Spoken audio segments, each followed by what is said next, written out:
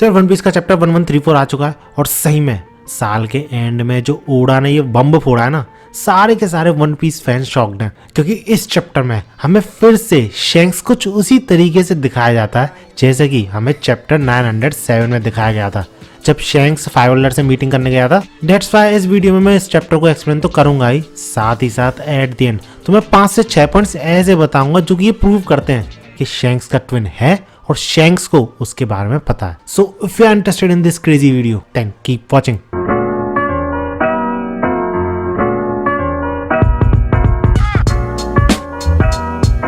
तो इस चैप्टर की शुरुआत होती है लूफी से जो कि सॉल के सामने खुद को इंट्रोड्यूस कर रहा था और उसे थैंक यू बोल रहा था क्योंकि उसने रॉबिन की इतनी हेल्प करी, लिटरली उसकी जान बचाई जब ओहारा इतने बड़े खतरे में था। जिस पर रॉबिन भी बोलती है कि ये हमारे कैप्टन है, लूफी है इनका नाम। इस पे सॉल हंसने लग जाता है ये बोलते हुए, अरे भैया इस बंदे को कौन नहीं जानता, अब ये बंदा वर्ल्ड फेमस है। और इसी के साथ सॉल काफी ज्यादा खुश होते हुए रॉबिन से बोलता है कि फाइनली उसे वो चीज मिली गई जिसकी उसकी लाइफ में सबसे ज्यादा कमी थी, फ्रेंड्स। जिस पर रॉबिन भी काफी ज्यादा खुश होते हुए बोलती है कि हाँ मुझे लगा तो नहीं था लेकिन मुझे फाइनली फ्रेंड्स मिल ही गए। जिस पे ये सारा क्रू रोने लग जाता है, इमोशनल हो जाता है एक्सेप्ट लूफी, जोरो और जिम्बे। इसके बाद इन लोगों के बीच में काफी बातें होती हैं जिसके दौरान सॉल बोलता भी है लूफी से कि वो काफी ज्यादा इम्प्रेस्ड है क्योंकि वो मरीन रह चुका है और उसे पता है कि एम्परर कितनी बड़ी पोजीशन है और लूफी ने उसको हासिल कर लिया है। और इसी वजह से वो लूफी को काफी ज्यादा एनकरेज करता है कि ऐसे ही आगे बढ़ते रहो और रॉबिन को प्रोटेक्ट करना हमेशा। जिस पे लूफी खुश। इतने में सामने से लिलिथ अपीयर होती है जो कि जानती थी सॉल को लेकिन सॉल नहीं जानता था लिलिथ को। And the reason behind this is Saul Vegapunk को जानता था ओरिजिनल वाले, और उस ओरिजिनल वाले वेगापंक की मेमोरी इससे कनेक्टेड थी, इसलिए लिलिथ जानती थी सॉल को बट सॉल नहीं जानता था। और इसी के बाद क्रेजी चीज रिवील होती है डेट वेगापंक अभी कंप्लीटली मरा नहीं है क्योंकि इतना तो तुम्हें पता ही है कि वेगापंक की कॉन्शियसनेस अभी भी जिंदा है उसके ब्रेन में। और यहाँ पर जिम्बे वेगापंक की एक क्लोन बॉडी को और ले आया है लिलिथ के कहने पर। एंड गेस व्हाट, करना क्या है उसे, लिलिथ को सिर्फ उसकी कॉन्शियसनेस को इस बॉडी से कनेक्ट करना है एंड दैट्स इट, वेगापंक फिर से जिंदा हो जाएगा। सही में यार इतनी भसड़ मची थी वेगापंक को बचाने के लिए पूरे के पूरे एगेट पे और ये रिजल्ट निकला उसका। और ऐसा नहीं है वेगापंक फर्स्ट टाइम इस बॉडी का यूज करेगा, वो पहले भी कर चुका है बिना नोटिस में आए गवर्नमेंट के। अगर उसे कहीं जाना रहता था तो वो एगेट पे भी प्रेजेंट रहता था और दूसरी जगह पे भी जा सकता था इस क्लोन का यूज करके। इनफैक्ट वेगापंक 20 साल पहले इसी बॉडी का यूज करके एल्बाफ पे भी आ चुका है। इसके बाद लिलिथ इस काम में बिजी होने वाली थी बट इसी पे बॉनी भी पूछ लेती है कि क्या तुम मेरे डैड को भी सही कर सकती हो ऐसे ही चीज का यूज करके। तो इस पे लिलिथ रिप्लाई में ये बोलती है कि मेरा प्लान तो वही है and hence proof. Oda sensei किसी भी कैरेक्टर को इतनी आसानी से मरने नहीं देते। खैर इसके बाद सॉल के असिस्टेंट को इंट्रोड्यूस कराया जाता है। इसके बाद एल्बाफ के एक स्कूल को दिखाया जाता है सारे स्ट्रॉ हैट्स को, जिस दौरान स्ट्रॉ हैट्स चाइल्ड जायंट्स से मिलते हैं, एक बायोलॉजी टीचर से भी मिलते हैं उस स्कूल में। और इसी सारे मेल जोन के दौरान स्ट्रॉ हैट्स को एक चीज रियलाइज होती है, उन्हें ये बताई जाती है कि वो जो समझते थे ना एल्बाफ को a country of great warriors, वो चीज पास्ट में थी, अब ऐसा नहीं है। अब बच्चों को यहाँ पे फाइटिंग और वो सारी चीजें नहीं सिखाई जाती बल्कि अब यहाँ पर बच्चों को नॉर्मल बच्चों की तरह ग्रो कराया जाता है। और ये सब अचानक से शुरू नहीं हुआ, पिछले किंग की ख्वाहिश थी ये कि एल्बाफ बाकी सारी कंट्रीज के साथ भी ट्रेड करे, उनके साथ अच्छे रिलेशन बनाए क्योंकि हेरोल्ड जो था ये सारा जो चल रहा है एल्बाफ की जो इमेज है ग्रेट वॉरियर्स की, फाइटर्स की, इस इमेज से बिल्कुल भी खुश नहीं था क्योंकि इस इमेज की वजह से बाकी सारे नेशंस एल्बाफ से डरते थे। इनफैक्ट एल्बाफ इतना ज्यादा सुधर चुका है कि अपने बच्चों को हार्श वर्ड, गंदे वर्ड्स भी सिखाना नहीं चाहता है। इसके बाद बायोलॉजी की टीचर लूफी से बोलती है कि मैंने तो तुम्हें किसी और ही रूप में देखा था पोस्टर में, अब तुम कैसे देख रहे हो, ये क्या सीन है।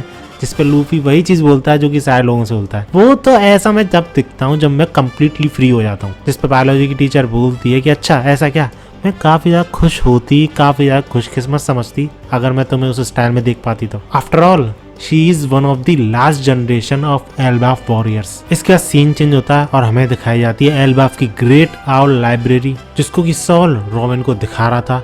एंड गेस व्हाट, इस लाइब्रेरी में जो भी नॉर्मल बुक एंटर करती है वो जाइगेंटिफाइड हो जाती है, यानी रॉबिन के हाथ में जो बुक थी छोटी सी वो इस लाइब्रेरी में एंटर करते ही जायंट्स के पढ़ने लायक हो जाती है। और इसी वजह से तो ओहारा की जो सारी बुक्स हैं जो कि नॉर्मल साइज में थी वो इस लाइब्रेरी में जायंट्स के थ्रू भी पढ़ी जा सकती हैं। और सॉल रॉबिन को पूरी की पूरी लाइब्रेरी दिखाते हुए ये बोलता है कि उन सारे जायंट्स ने ये मेक श्योर किया है कि एक भी बुक रह ना जाए। सारी की सारी बुक जितनी भी उन सारे स्कॉलर्स ने बचाई थी वो सारी यहाँ पर है, जिस पे रॉबिन काफी ज्यादा इमोशनल, क्योंकि ऑब्वियसली जो उसके साथ के स्कॉलर्स थे, ओहारा की जो बलि चढ़ी थी वो सब वेस्ट नहीं गई। इसके बाद हमें रियल्म ऑफ डेड दिखाया जाता है, जहाँ पर की लोकी फंसा हुआ था, वही जगह है जहाँ पर कि लोकी लूफी से मिला था, लूफी लोकी से मिला था।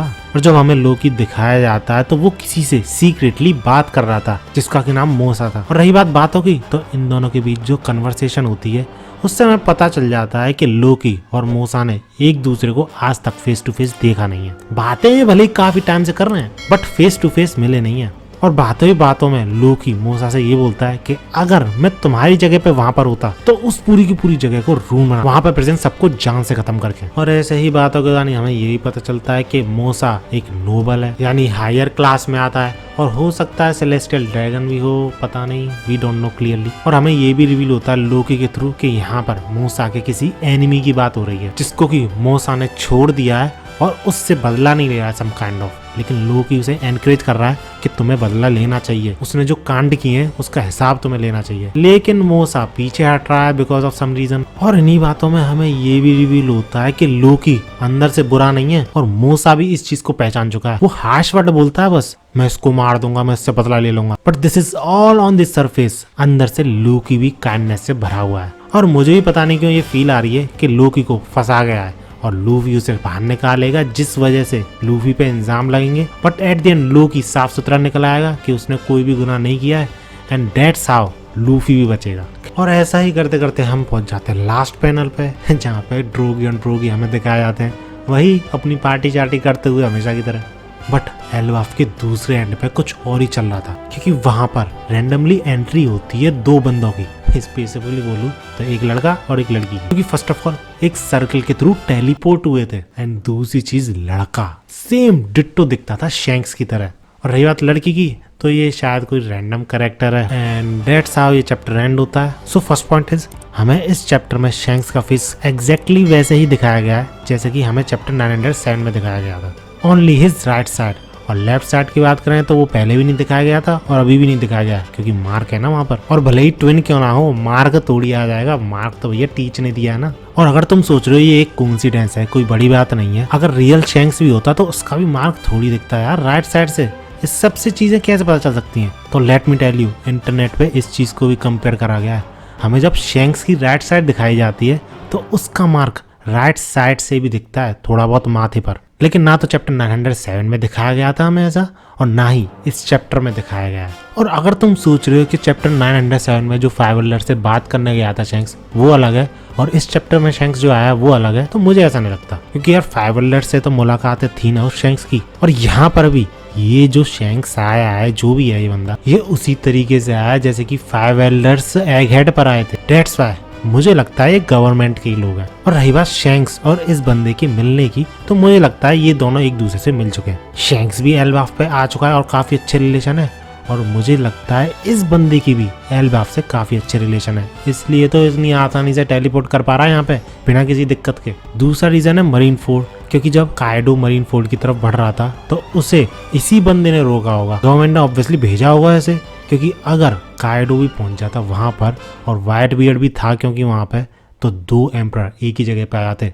और जब एक एम्परर इतना ज्यादा भारी पड़ा था और उसकी जगह अगर दो एम्परर होते मरीन फोर्ड पे, तो क्या ही हालत होती हम सबको पता है। एंड हो सकता है शैंक्स को ये चीज पता हो, इसलिए वो काइडो को रोकने नहीं गया, मरीन फोर्ड पे आया। अब आई नो शैंक्स के और इसके मिलने के चांसेस थोड़े कम है, लेकिन इस चीज के चांसेस काफी ज्यादा हैं कि ये शैंक्स का ट्विन जरूर है। तुम सब क्या सोचना है, क्या थॉट्स है तुम्हारे? लेट मी नो इन कमेंट्स। और हाँ, इंस्टाग्राम पर रेगुलर हो गया तुम्हारा भाई, न्यूज, अपडेट्स, इनसाइट्स, एनीमे के बारे में सारी चीजें डाल रहा हूँ, काफी तगड़ी तगड़ी पोस्ट और रील्स बना रहा हूँ, तो इसलिए फॉलो करना बिल्कुल मत भूलना। बाकी ये चैप्टर कैसा लगा यही मुझे कमेंट्स बताना। वीडियो अच्छी लगी तो लाइक जरूर करना, ऐसी वीडियोस के लिए मेरे चैनल को सब्सक्राइब जरूर कर लेना। मिलते हैं अगली वीडियो में।